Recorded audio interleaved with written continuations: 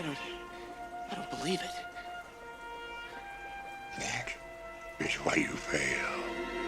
Hey, what's going on, everyone? Welcome back to Backtrack Cinema. My name is Jason, and in this video, we'll be ranking the original Star Wars trilogy. So get some popcorn, get a drink, get comfy, and let's talk the Star Wars original trilogy. Dead or alive, you are coming with me. Nothing is over! What's going on, everyone? Welcome back to the channel. My name is Jason. You're watching a Backtrack Cinema. And welcome to my ranking of the original Star Wars trilogy, New Hope, Empire Strikes Back, and Return of the Jedi, from my least favorite to my favorite. So let me know in the comments below how you would rank these three films, and we'll have a blast talking about them in the comments. So don't forget to comment below, and let's just talk some Star Wars, and let's just keep it civil down there. I think a lot of people's rankings of these films will be kind of similar. We're talking the whole Star Wars franchise. It gets a bit interesting, but we'll see. We'll see where I land on these. We'll see where you guys land on these. And there's really not a bad film in the bunch here. These three, it's just a great trilogy that has a consistent narrative and just really good storytelling. And just a fun time, man. Fun time to always get into a Star Wars mood and watch some Star Wars. Coming in at number 3 is Star Wars: A New Hope. Now that's a name I've not heard in a long time. A long time. So this is the one that started it all, and I won't take anything away from it. It's just, there's a lot of pacing issues in there for me. I feel like a lot of the actors like Mark Hamill, Harrison Ford, Carrie Fisher didn't have the greatest handle on the characters yet. But George Lucas, really good world building. Don't feel like he's the best with actors. But I mean, this is the movie that started it all, so I got to give credit where credit's due. But in saying that, you get a lot of great stuff in here. That whole intro is fantastic with the scroll of Star Wars, you know, this throwing you into the story with this bigger ship attacking a smaller ship. You see Darth Vader come in, you're like, who the hell is this guy? He's choking people, he's getting answers. A lot of good setup, a lot of pieces put together in here.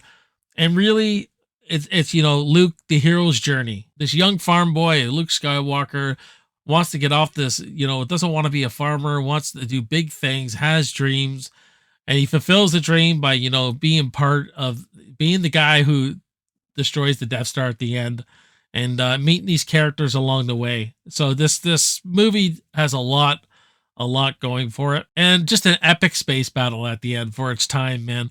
Well, still today, it holds up really well. It's got a really good space battle at the end of this flick. And, you know, it really was. George Lucas didn't know how people were going to take to this film. He thought it was going to be way too much like a kid's film. And then it really is a kid's film, the tone of this one. But he hit on something, man, because it just took off, and worldwide, man. This movie will be forever ingrained in pop culture. Coming in at number 2 is Return of the Jedi. So be it. Jedi. Now, Return of the Jedi just lands this whole thing. All the character arcs are completed.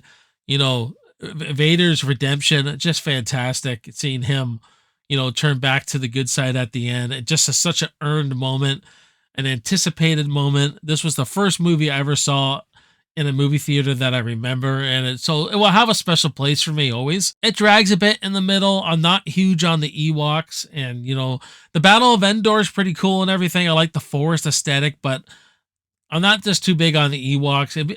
I heard once that, or read somewhere that it was supposed to be a planet of Wookiees originally. Now, that would have been cool.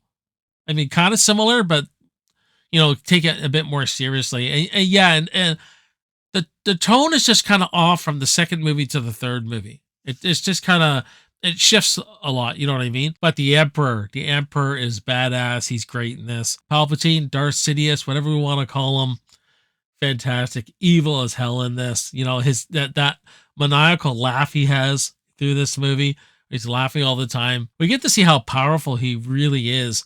Not just with like the force lightning and what he can do. It's all how he sets everyone up, how manipulative he really is. You know what I mean? And seeing Darth Vader take him out is just awesome, because after all, he is the chosen one. The whole battle on Tatooine and the sand dunes, everything is fantastic. It's probably my favorite action set piece of the movie. And of course, our send off to Yoda, such a sad moment, but it's It's a real great moment too. Seeing Luke go back to him, having these regrets, saying I'm here to complete the training.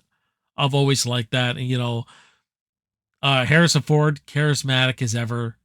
You know, the reveal of Leia as Luke's sister is pretty cool too. I like how that all plays out.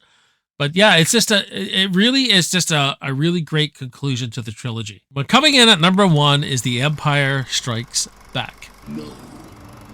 I am your father.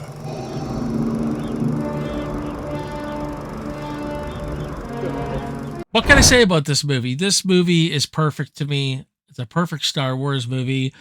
It's the benchmark that we put sequels up to, man. Whenever we see a great sequel, we compare it to Empire, right? I remember reading something on Dawn of the Apes trilogy, which is my personal favorite trilogy of all time. Compared it to Empire Strikes Back, to how good that sequel is and what it does.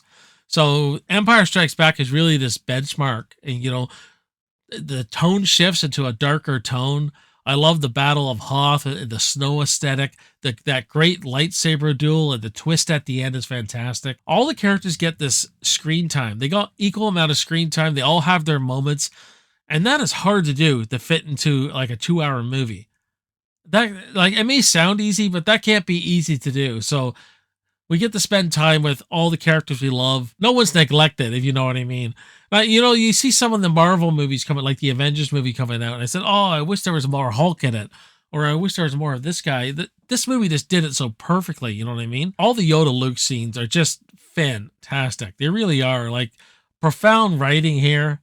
The struggle of what Luke's going through. The wisdom of Yoda. And he's funny, he's charismatic, but he can be serious. And just all the knowledge he has of the Force and what he's trying to teach Luke, all the lessons he's learning, right? Like, you got to imagine that Luke was there quite a while. You can see that he was probably there for a few years. You know what I mean? Like, there's not really the way the pacing of the film is, it looks like he's only there a couple of months, but he would have to be there longer for what he learned and where he gets to in Return of the Jedi, right? So this is just an absolute fantastic film.